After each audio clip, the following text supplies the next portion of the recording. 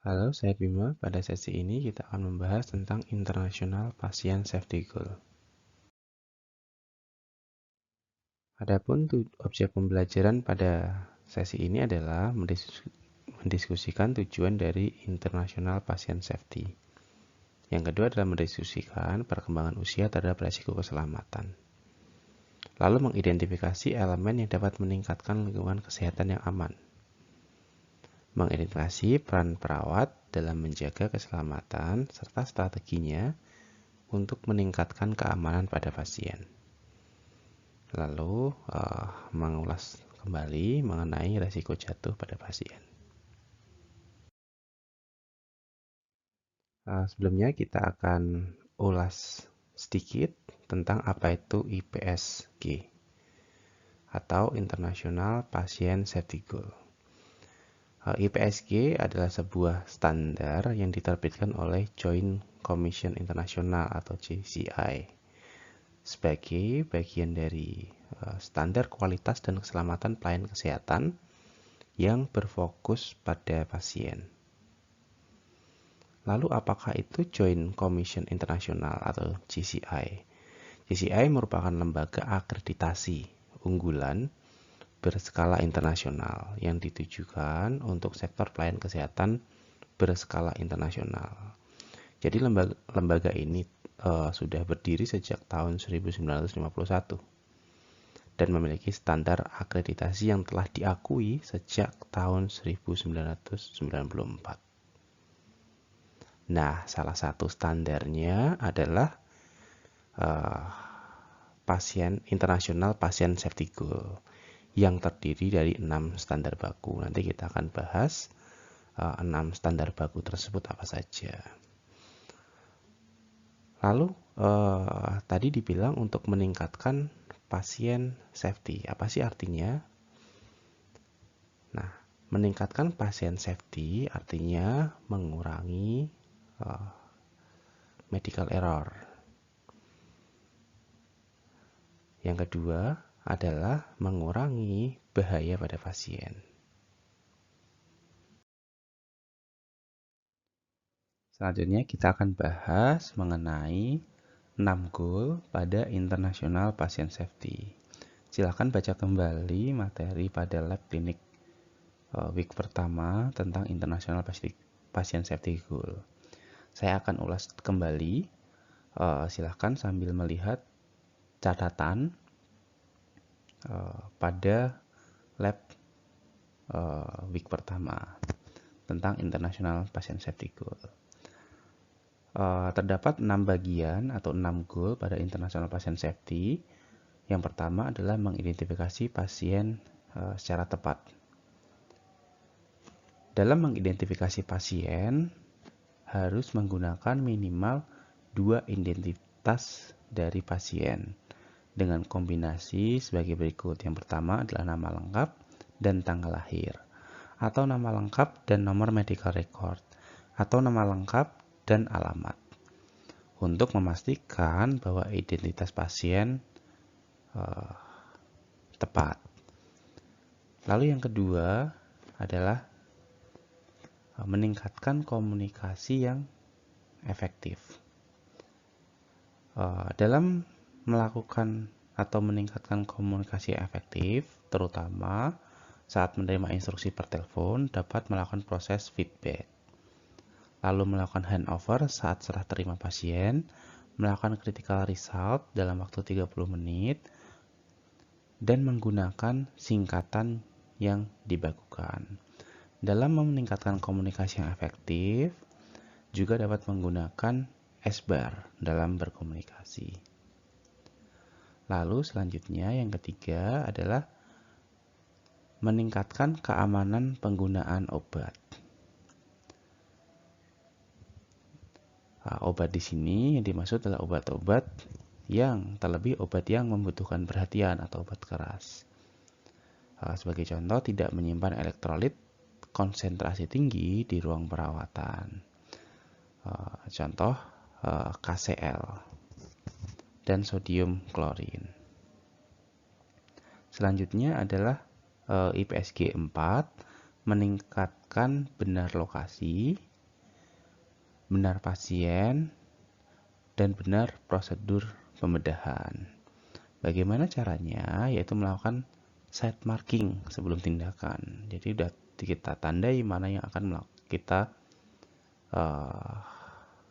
tempat yang akan kita lakukan prosedur. Lalu menggunakan dan melengkapi surgical checklist. Lalu melakukan time out sebelum melakukan tindakan. Selanjutnya adalah atau EPSG 5 adalah mengurangi resiko infeksi. Nah, mengurangi resiko infeksi salah satu hal yang cukup penting dan tidak boleh terlewatkan adalah melakukan cuci tangan. Kapan melakukan cuci tangan? Sebelum kontak dengan pasien, sebelum melakukan tindakan aseptik, sebelum kontak dengan cairan tubuh, setelah kontak dengan cairan tubuh, setelah kontak dengan pasien, setelah kontak dengan lingkungan pasien. Penggunaan APD juga dapat kita lakukan untuk mencegah terjadinya infeksi. Lalu selanjutnya adalah tujuan IPSG yang terakhir adalah mengurangi resiko cedera karena jatuh. Melakukan pengkajian awal dan berkala dapat mengurangi resiko pasien jatuh. Melakukan tindakan setelah kita kaji menggunakan tools untuk menilai resiko jatuh, kita akan melakukan tindakan untuk mengurangi resiko jatuh yang teridentifikasi. Silahkan lihat kembali catatan atau materi di week pertama tentang tools apa saja yang bisa dipakai untuk mengkaji resiko jatuh pada pasien. Berdasarkan hasil dari resiko jatuh tersebut, kita dapat melakukan atau menyusun intervensi keperawatan yang tepat untuk mengurangi resiko jatuh tersebut.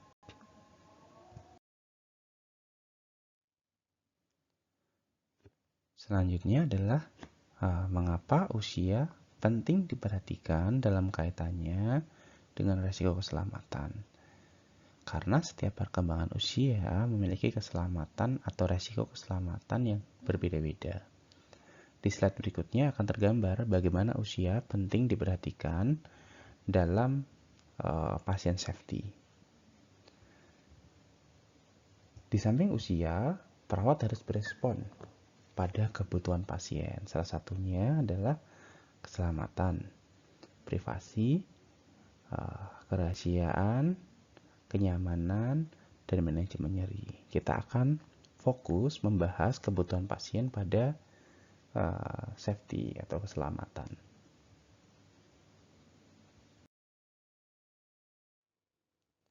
Oke, selanjutnya adalah bagaimana perkembangan usia dapat mempengaruhi dari resiko keselamatan.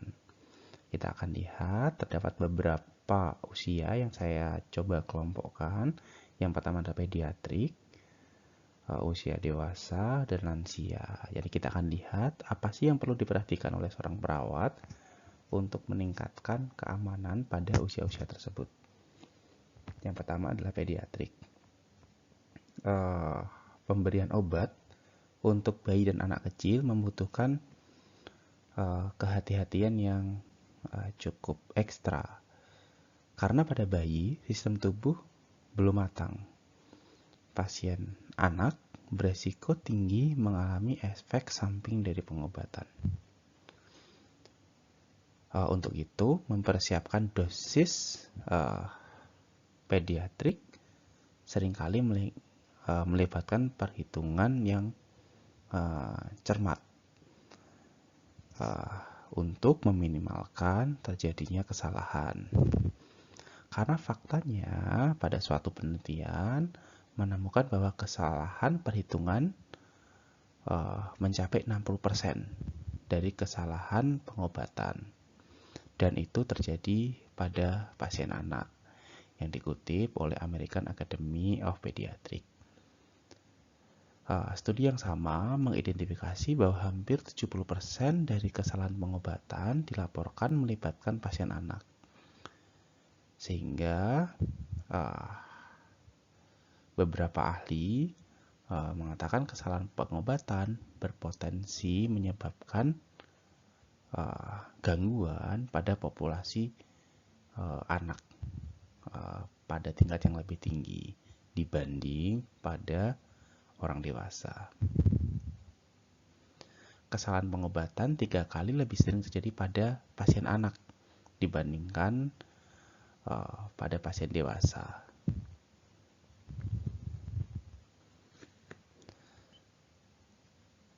Selanjutnya adalah resiko yang terjadi saat pemberian terapi IV pada bayi dan anak. Memasang IV kateter pada anak cukup sulit karena vena yang kecil, rapuh, dan mungkin sulit distabilkan. Adanya kurang kerjasama dari anak atau orang tua setelah pemasangan IV, bayi dan anak yang sudah lebih besar seringkali ingin bermain dengan selang IV tersebut. Sehingga perawat perlu mengamankan lokasi pemasangan dari IV kateter menggunakan pembalut transparan untuk memungkinkan visibilitas dan aksesibilitas yang mudah untuk dipalpasi. Inspeksi dan palpasi daerah pemasangan IV cat setiap jam. Bayi dan anak kecil memiliki jaringan sukuputan yang fleksibel dan mudah membesar, sehingga dapat menampung cairan infiltrasi. Oleh karena itu, hindari membungkus pita terlalu erat atau membungkus balutan atau IV cat terlalu erat. Tekanan yang berlebihan dapat menyebabkan infiltrasi atau flebitis. Komplikasi terapi IV pada anak sering mengakibatkan kerusakan jaringan yang parah. Dan bahkan pada beberapa kasus dapat menyebabkan kehilangan anggota tubuh, sehingga perawat harus cukup berhati-hati atau harus dikaji secara berkala terhadap komplikasi yang mungkin terjadi pada terapi IV lain. Penilaian setiap jam dan kehati-hatian ekstra dengan infus yang mengandung vesikan dapat mencegah hasil yang tidak diinginkan ini. Pada neonatus dan infan, resiko keselamatan mungkin akan sedikit berbeda, seperti menggunakan posisi telentang saat tidur untuk mencegah kematian pada bayi karena tertutupnya jalan nafas. Memulai intervensi pencegahan sindrom kematian bayi. Berhati-hatilah dalam memberikan obat dan kaji potensi pengaruh obat ibu pada neonatus. Institute for Safety Medication Practice melaporkan bahwa di antara anak-anak di bawah usia 2 tahun, sekitar 40% dari peristiwa obat yang berdampak merugikan terjadi pada anak-anak selama bulan pertama kehidupan mereka. Pada neonatus dan infan, perlu memperhatikan posisi yang benar selama menyusui dan menyendawakan neonatus. Resiko aspirasi tinggi karena ketidakmatangan dan ketidakadekuatan saluran pernafasan. Sentuh dengan lembut pada fontanel anterior dan posterior karena di bagian tersebut masih lunak. Kaji suhu tubuh dan pertahankan suhu lingkungan yang konstan. Neonatus berisiko mengalami hipotermia dan hipertermia karena sistem pengaturan panas yang belum matang. Sehingga kaji keseimbangan cairan. Neonatus berisiko mengalami dehidrasi karena fungsi ginjal juga yang belum matang. Laju metabolisme yang tinggi dan kehilangan cairan mungkin tidak terasa. Oleh karena itu, perawat perlu mengkaji beberapa hal terkait dengan keseimbangan cairan. Lalu melindungi neonatus dari stresor seperti lampu, kebisingan, dan lain-lain. Mencegah tersedak atau luka lain akibat benda asing pada mulut bayi, karena bayi cenderung memasukkan benda ke dalam mulut. Karena bayi juga berada dalam tahap perkembangan oral. Nah, ini melindungi dari infeksi merupakan satu yang cukup penting ya, terutama pada saluran nafas atas karena beresiko aspirasi tadi.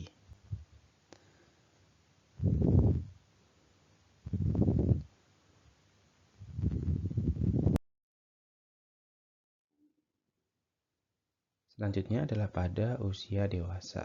Usia dewasa ini dimulai dari usia 40 tahun. Pada usia ini, rentang usia ini, kita dapat mendeteksi resiko yang pertama adalah kerusakan kulit. Kerusakan kulit ini dapat terjadi akibat dari dehidrasi atau kekeringan dan berkurangan jaringan subkutan. Hipertensi dan hiperlipidemia mungkin dapat terjadi pada pasien dan dapat dideteksi selama perawatan pasien di rumah sakit. Pada rentang usia ini dapat terjadi sleep apnea. Oleh karena itu, pengkajian tanda-tanda vital pasien secara berkala penting untuk dilakukan oleh seorang perawat.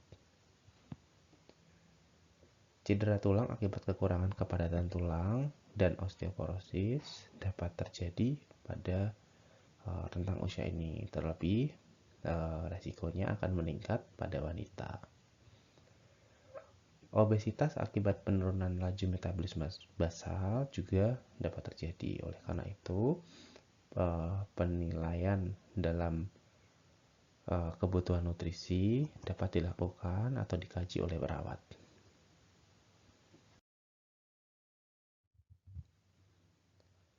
Selanjutnya adalah pada usia lansia.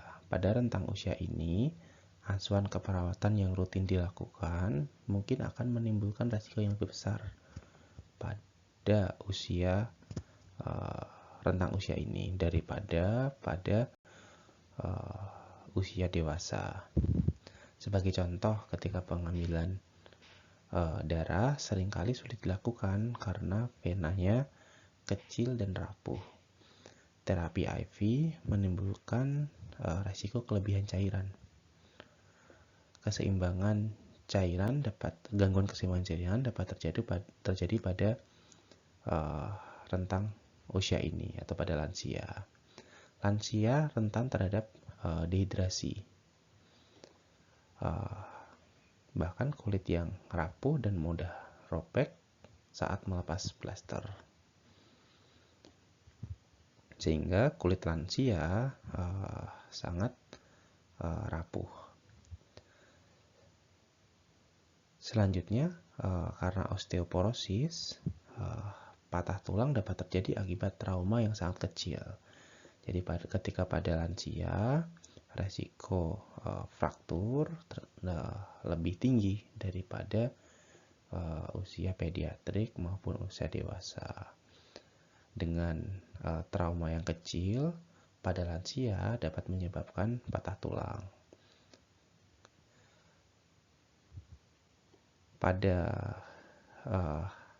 lansia yang perlu diperhatikan adalah efek obat jumlah obat yang diterima. Jadi pada pasien lansia sangat rentan atau sangat berpotensi terjadi efek polifarmasi. Polifarmasi adalah pemberian obat secara bersamaan sehingga dapat menyebabkan efek yang tidak diinginkan pada lansia. Selain itu, metabolisme yang lebih lambat, lemak tubuh yang relatif lebih banyak, dan fungsi ginjal yang terganggu, membuat lansia lebih peka terhadap efek obat.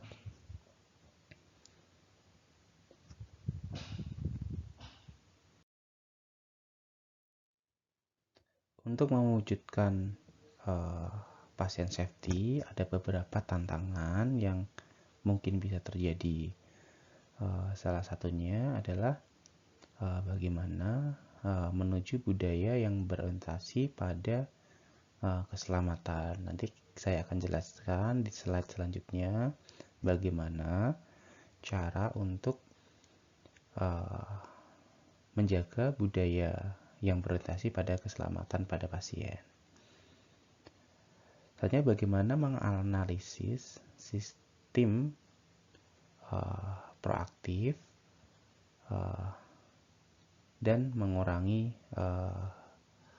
terjadinya resiko. Menstandarisasi proses dan peralatan yang digunakan. Bagaimana caranya mengkomunikasikan komunikasi secara efektif. Lalu memastikan pegawai atau staf memadai dalam hal ini, bisa dari SDM, keterampilan, maupun rasio antara petugas kesehatan atau perawat dengan pasien. Lalu melakukan pelatihan untuk tim dan semua staf tentunya yang terlibat dalam proses keperawatan. Lalu dorong dan dukung keterlibatan pasien dalam proses keperawatan.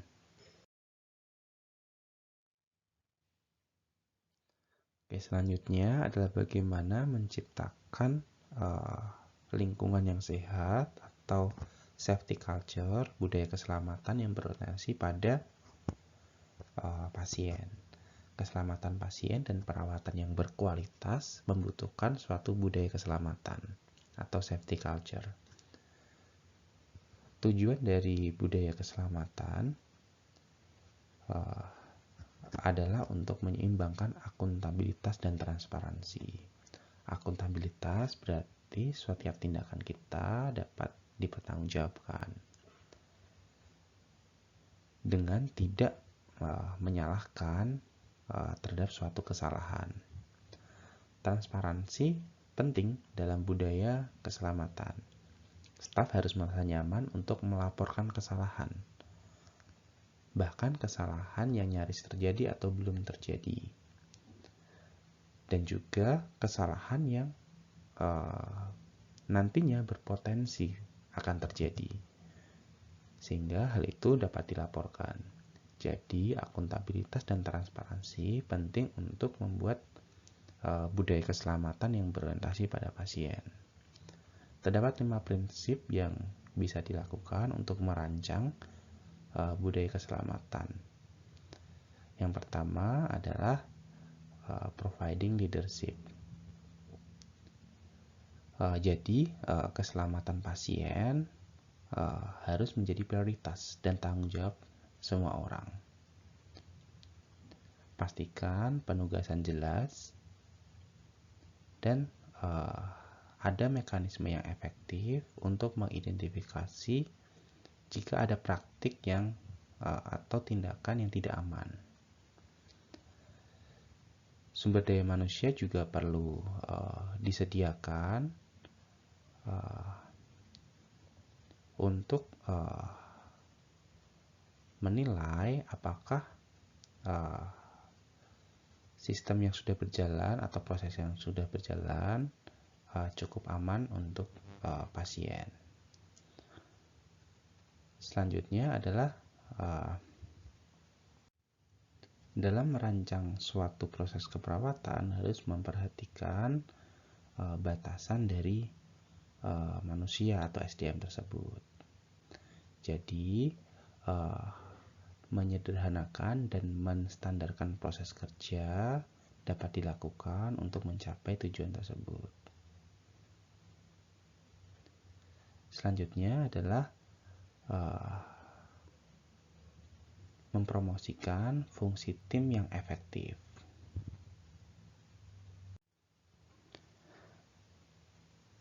Fungsi tim yang efektif ini tidak hanya pada keperawatan saja atau pada sesama perawat, tetapi juga mempromosikan tim yang efektif terhadap interpersonal tenaga kesehatan yang lain.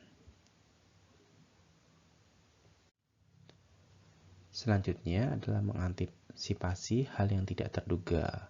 Gunakan pendekatan proaktif untuk mengidentifikasi ancaman terhadap kecelakaan kerja ataupun terjadi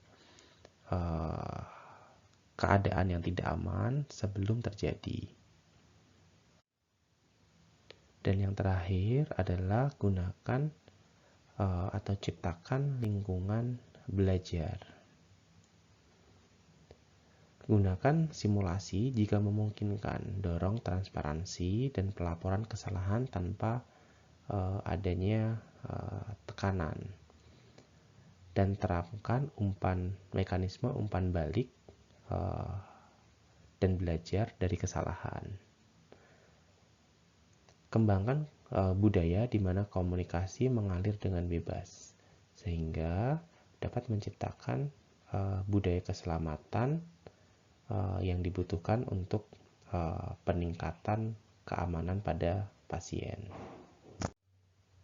Jadi, untuk menciptakan safety culture atau budaya keamanan, pemimpin perawat dan manajer harus memahami kompleksitas dan sistem perawatan kesehatan, serta batasan dari faktor dari manusia.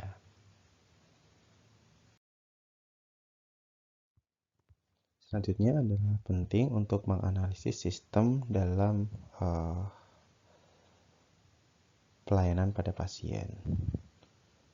Evaluasi sistematis dari sistem dan proses organisasi bertujuan untuk mengidentifikasi kerentanan dan kondisi berbahaya yang dapat terjadi dari waktu ke waktu yang berdampak pada keselamatan pasien dan kualitas keperawatan itu sendiri. Lalu untuk memfokuskan sehingga dapat didesain ulang sistem untuk meningkatkan keamanan pada pasien serta kualitas keperawatan.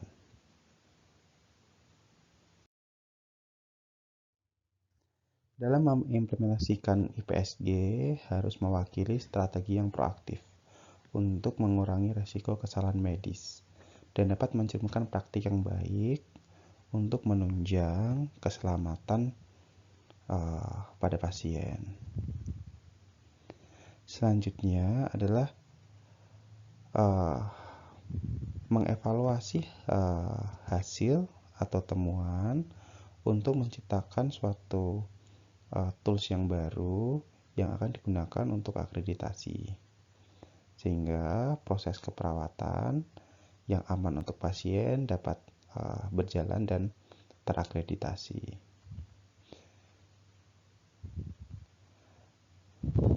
Lalu organisasi harus mengambil tanggung jawab untuk menggunakan IPSG untuk mendorong budaya keselamatan yang terus-menerus, sehingga budaya keselamatan dapat terjaga atau dapat selalu ditingkatkan dari waktu ke waktu. Keselamatan pasien adalah tantangan global yang membutuhkan pengetahuan dan keterampilan di berbagai bidang, termasuk faktor manusia dan rekayasa sistem. Keselamatan pasien telah mendapat perhatian dari Organisasi Kesehatan Internasional. Keselamatan pasien telah menargetkan masalah keselamatan pasien termasuk pencegahan infeksi terkait layanan kesehatan, kebersihan tangan, keselamatan bedah, dan keterlibatan pasien. Beberapa pengaturan perawatan atau situasi perawatan yang sangat rentan terhadap budaya, kesalahan, dan kegagalan sistem. Rumah sakit dan sistem perawatan kesehatan harus berkomitmen untuk meningkatkan kualitas berkelanjutan melalui sejumlah strategi untuk memastikan perawatan pasien yang benar, prosedur yang aman, dan penilaian yang akurat, serta dokumentasi risiko pada kejadian yang tidak diinginkan.